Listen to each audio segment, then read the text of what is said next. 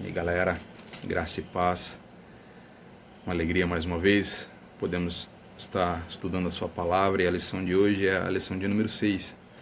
Gostaria que você acompanhasse comigo esse bate-papo a respeito da palavra do Senhor. A lição que traz por tema por que Deus mandou matar. Nosso versículo base, nossa passagem bíblica será no livro de 1 Samuel, no capítulo 15. A gente vai ler dos versos 1 até o 3, amém? Vamos ler então. Disse Samuel a Saul: Enviou-me o Senhor a ungir-te rei sobre o seu povo, sobre Israel. Atenta, pois, agora às palavras do Senhor. Assim diz o Senhor dos Exércitos: Castigarei Amaleque pelo que fez a Israel. Ter-se oposto a Israel no caminho quando este subia do Egito.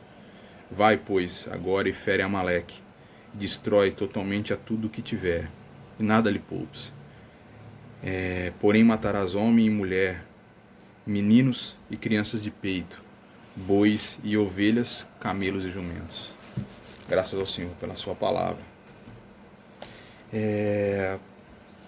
A leitura dessas e de outras passagens podem nos provocar alguns questionamentos, né? Nosso senso de moralidade, de liberdade, de justiça que a gente vive hoje, ela limita nosso entendimento. A gente começa a pensar como Deus pode ter permitido que isso acontecesse ou ordenado que isso acontecesse, né? No caso de Canaã, né? Uma passagem anterior onde Josué vai tomar a cidade e os cananeus que ali habitavam. Bíblia Deus diz a Samuel: chega detonando com tudo, não quero que você poupe nada nem ninguém, destrua homens, mulheres, crianças, animais, poupe apenas Raabe e a sua família, né? Essa passagem é bastante conhecida e a Bíblia diz que Josué vai e executa a ordem de Deus e extermina todo o povo cananeu, né? Todos aqueles que habitavam aquelas regiões. Nessa passagem que a gente acaba de ler aqui no livro de 1 Samuel, no capítulo 15, Saul havia acabado de tomar posse, né, no trono de Israel, e a primeira ordem que Deus, uma das primeiras ordens que Deus dá a Samuel, né, o profeta, a passarem a ele é que ele vá e façam guerra contra os amalequitas, destrua aquela nação, não poupe ninguém, né? Nem mesmo as crianças de peito, nem mesmo o gado, né? E como eu disse, isso acaba gerando em nós uma certa dúvida, uma certa um questionamento mesmo, né? A gente culturalmente a gente tem dificuldade de entender isso, né? E muitas vezes até hoje, né, assuntos mais atuais, o próprio nazismo, Lenin, os jihadistas, né? A Santa Inquisição também foi algo que líderes eles tomaram e destruíram, mataram muita gente, principalmente alguns deles, muitos cristãos, judeus, nos casos dos nazistas. São coisas que nós temos um pouco de dificuldade de entender, né? E é engraçado que existiam ordens específicas de Deus a respeito dos cananeus, a respeito dos amalequitas, né? Deus sabia que os cananeus que possuíam a Terra Santa, aquela que havia sido prometida a Moisés, eles tinham práticas que feriam a santidade de Deus. A própria Bíblia, se vocês lerem depois a passagem sobre os cananeus, eles sacrificavam crianças, eles tinham práticas aos deuses que eles adoravam que eram nojento, né? A gente sequer consegue mensurar, né? Alguns historiadores encontraram pequenos frascos, né? Aqueles vasos com restos mortais da população cananeia e milhares e milhares e milhares de ossadas de crianças, né? de natimortos ou crianças muito pequenininhas que quando nasciam eles tinham o costume de sacrificar os primogênitos, né? E o povo amalequita também era um povo extremamente cruel, também sanguinário e mal. A Bíblia deixa bem clara isso. E algo que Deus cita nessa passagem é que quando Israel ainda caminhava pelo deserto no controle de Moisés, esse povo amalequita ele atacou o exército de Moisés por trás, né? Pegando primeiro aquelas pessoas que estavam doentes, cansadas, os mais fracos, né? As pessoas de mais idade que muitas vezes ficavam como retardatários. Eles alcançavam essas pessoas por trás, mataram, destruíram algumas dessas pessoas. E Deus, desde aquele momento, né? Ele já deixa a Josué, a Moisés, uma ordem bem clara, que esse povo amalequita devia ser exterminado da face da terra. Então, quão ruim um povo precisaria ser para que essa destruição fosse justificável? Deus deu essa ordem, né? Saul ele desobedece, né? A Bíblia diz que ele poupa Agag, poupa alguns animais, mas ele queria que Deus queria que Saul ele cumprisse, né, essa ordem. Porque o coração desses povos eram tão entregues ao pecados que não haviam mais qualquer uma esperança. E Deus conhece o ontem, o hoje e o amanhã. E ele sabia que realmente o coração daquele povo, vamos dizer assim, não tinha mais jeito, né?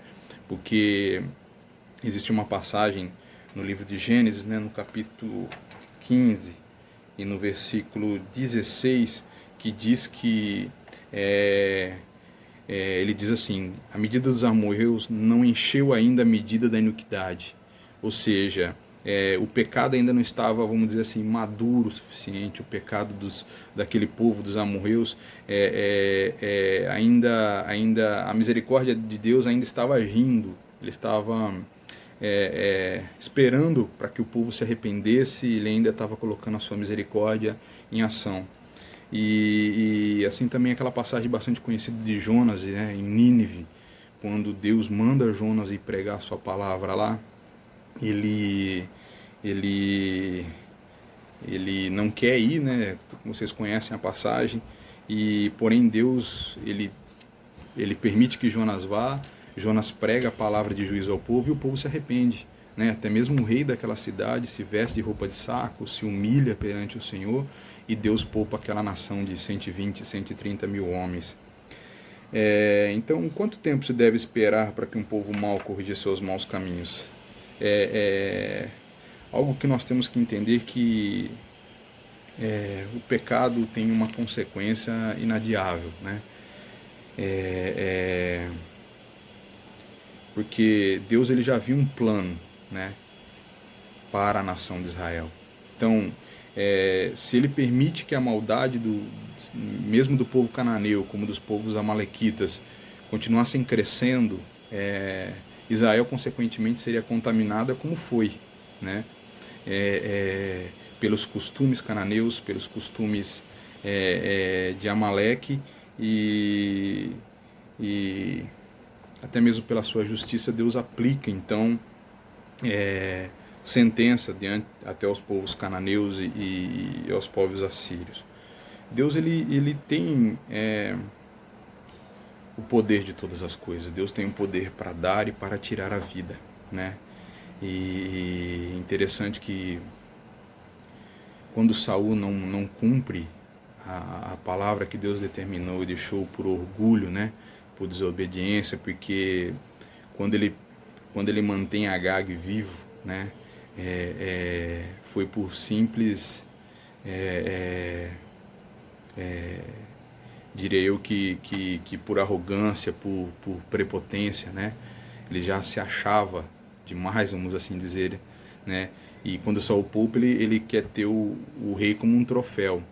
E quando ele mantém os animais vivos, né, o melhor do gado e das ovelhas, era para que um povo oferecesse um sacrifício, mas um sacrifício que não era dos animais dele, ou seja, não era um sacrifício seu. Ele queria que o povo oferecesse o sacrifício dos despojos de guerra, e disso Deus não se agrada. A ordem de Deus para ele era específica, né, que era para que ele destruísse aquela nação. E eu acho interessante que Deus não se esquece das suas palavras, né? Sejam elas para abençoar ou para amaldiçoar. É, é, e o pecado dele, o pecado de Saul, o erro de Saul, né? Ele acaba se envolvendo com a nação e permite que o erro daquela nação, que era má, que era, que era criminosa em muitas situações, aquilo contaminasse o seu coração, né? E a própria Bíblia diz que Deus se arrepende de ter colocado Saul como rei. É lógico que Deus não se arrepende de nada do que faz. Isso é uma palavra que Deus se entristece com aquilo que Saul fez, né? Que engraçado que se nós formos pensarmos a intenção dele, vamos assim dizer, de obedecer parte da ordem de Deus, se ele fosse para poupar algo, por que ele não poupou então as mulheres e as crianças, né? Essa é uma questão que fica. Por que então, se é para ser misericordioso, por que ele poupou o rei, que seria um troféu para ele, e poupou o melhor do gado e das ovelhas, dizendo que era para ser feito depois o sacrifício, né? Não, ele foi orgulhoso, ele foi obedecer parte da ordem de Deus também é desobediência. Quando Deus pede algo para nós, inclusive tem aquela passagem, né, que está em 1 Samuel 15, se eu não me engano, versículos 22 e 23, onde Samuel fala para o próprio Saul, fala, você fez isso com intenção de sacrificar a Deus, mas o melhor para Deus é obedecer do que sacrificar, né? A ordem de deles era específica e você cumpriu sua parte. Quando nós cumprimos sua parte, nós estamos desobedecendo, né? Quando nós cumprimos uma ordem de Deus pela metade, nós estamos desobedecendo, né? Isso eu acho interessante, que muitos de nós não levamos a sério os nossos pecados, né? Dizendo que Cristo, né, principalmente agora, né, nos dias atuais, no dia como nós vivemos o período da graça, vamos assim dizer, né? Nós temos o costume de dizer que Cristo morreu pelos pecados passados, pelos pecados do presente, pelos pecados do futuro. Sim, de fato isso é verdade. Porém, nós não temos licença para pecar, né? A graça de Deus jamais deve ser usada como desculpa para pecar. Não só a desobediência à palavra pecado, mas também a obediência parcial se torna em desobediência também, ou seja, obedecer só parte daquilo que Deus deixou para nós também é pecado, né? E tem uma passagem do Novo Testamento que eu acho bastante interessante, que eu gostaria de ler com vocês, que é na carta escrita aos Hebreus, né? No versículo 8, no capítulo 8, no versículo 4, diz assim: ora, se ele estivesse na terra, nem mesmo sacerdote seria, visto existirem aqueles que oferecem os dons segundo a lei, os quais ministram em figura e sombra das coisas vindouras, das coisas celestes.